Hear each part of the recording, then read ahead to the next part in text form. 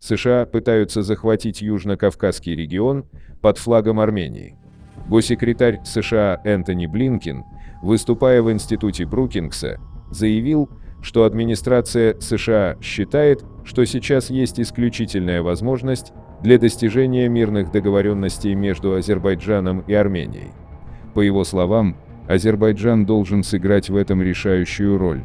Он также подчеркнул, что США активно добивались этого путем дипломатии, пытаясь приблизить Азербайджан и Армению к мирным договоренностям, и сообщил, что примерно неделю назад разговаривал по телефону с президентом Азербайджана Ильхамом Алиевым. В этой связи эксперты отмечают, что США стали предпринимать повышенные усилия для скорейшего подписания армяно-азербайджанского мирного договора. Вашингтон уже больше года участвует в переговорах в качестве прямого посредника между Ереваном и Баку.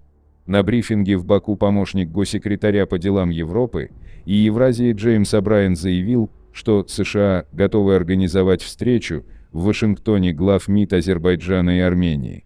Напомним, в последний раз контакт между сторонами состоялся 10-11 мая в Алма-Ате. Вряд ли можно считать совпадением и то, что именно в этот момент министры иностранных дел Азербайджана и Армении получили официальные приглашения на встречу с партнерами НАТО в рамках саммита, который состоится в Вашингтоне в июле. Армения подтвердила свое участие, в то время как официальная позиция Азербайджана пока остается неизвестной.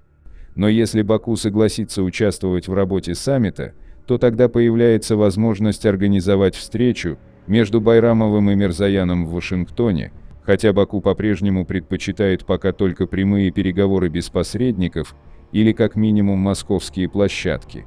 По всем признакам, США предчувствуют серьезные перемены в Закавказье.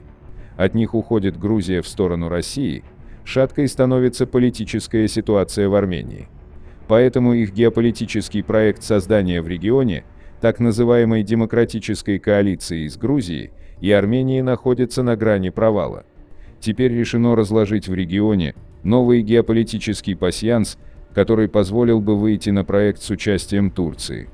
Речь идет о том, что США неожиданно решили поддержать реализацию маршрута так называемого Зангезурского коридора, соединяющего Азербайджан через территорию Армении с Нахичеванью и с Турцией. Но самое главное, этот коридор в американском варианте будет под юрисдикцией Еревана, как и должно было быть.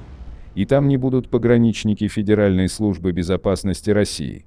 Наверное, из-за этого, что Алиев не хочет подписать мирный договор в западных площадках, ведь его хозяину это дико не понравится. При этом успех или неудача США на направлении сколачивания по сути антироссийского альянса Азербайджан, Армения, Турция будут зависеть от искусства балансировки интересов и ресурсов, реалистичной оценки ситуации в регионе. С Арменией вроде бы договорились, и Ереван предпринял все усилия для того, чтобы лишить Москву роли модератора на мирных переговорах с Азербайджаном. Он также предпринимает немалые усилия и для нормализации отношений с Турцией. Теперь остается только уломать Азербайджан, уговорить или вынудить его подписать мирный договор с Арменией. Такой подход дает возможность США заявлять о себе как о реальном посреднике в мирном процессе. По факту ситуация такова. Недавно Баку направил в Ереван очередной, 10-й пакет предложений по проекту мирного соглашения. Текст этого документа остается неизвестным. Но известно, что Азербайджан требует от Армении, в качестве главного условия подписания мирного соглашения, изменить Конституцию и убрать пункты, содержащие территориальные претензии к Азербайджану. Ереван же считает этот вопрос внутренним делом. Поэтому, несмотря на оптимистические заявления официальных лиц Баку и Еревана о том, что Армения и Азербайджан как никогда близки к миру, свет в конце тоннеля пока не виден, хотя не исключено, что по этому пункту стороны ведут закулисную дискуссию, а США пытаются организовать переговоры на уровне глав МИД двух стран. При этом, как специально подчеркивал О'Брайен, в настоящее время Россия находится вне этого процесса, и в таких условиях важно добиться прогресса. В Баку, конечно, понимают, что США пытаются внедриться в регион под флагом Армении, чтобы ввести события в формат противостояния между Западом и Россией. Это при том, что именно Россия сыграла самую активную роль в регулировании процессов между Азербайджаном и Арменией после Второй Карабахской войны, естественно, в пользу Азербайджана. Азербайджан в данный момент маневрирует. Как считают бакинские эксперты, бросить прямой вызов США, как это сделала Россия, Баку не может.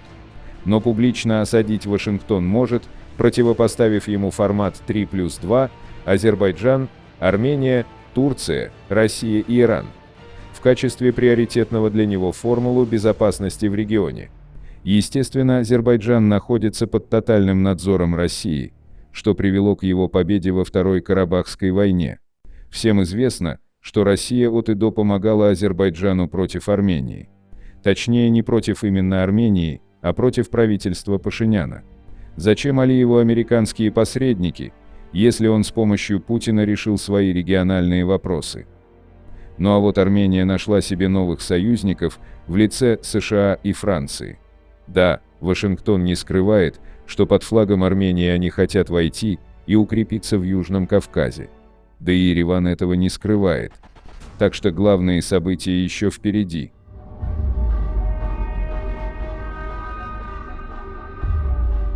Касаемо Франции. Макрон проиграл выборы в Европарламент и решил распустить парламент. Ле Пен набрала уверенное большинство голосов в парламенте, первый тур. Безусловно, для Макрона и его команды это не самые лучшие новости. Здесь интересно, как будет развиваться ситуация дальше. Насколько известно, Ле Пен хочет пересмотреть участие Франции в ЕС, даже вплоть до выхода, как это ранее сделала Великобритания. Миграционная политика Франции будет пересмотрена, и, уверен, будут применяться более радикальные меры борьбы с нелегальной миграцией. Также нельзя обойти тот факт, что ее называют давней подругой Путина.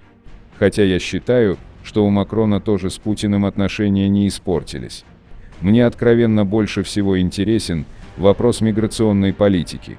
Скоро начинаются Олимпийские игры во Франции. Все военные базы НАТО переведены в полную боевую готовность, объявлен красный уровень угрозы терроризма. Об этом сообщал CNN днями ранее.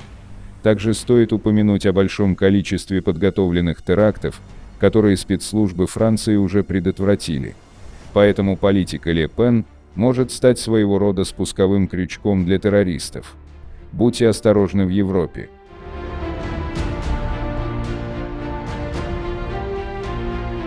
По скриптум. Не нужно расстраиваться из-за выборов в парламенте Франции. Исторически крепкие отношения с Арменией не были установлены только во время правления Макрона и его партии. Армянское влияние во Франции очень сильное и фундаментальное. Армяно-французские отношения будут продолжать развиваться и укрепляться.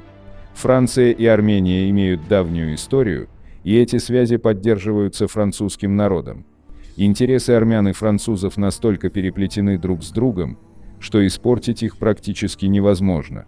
Независимо от политических изменений, основы этих отношений останутся прочными. Подписывайтесь на наш канал и пишите ваше мнение в комментариях.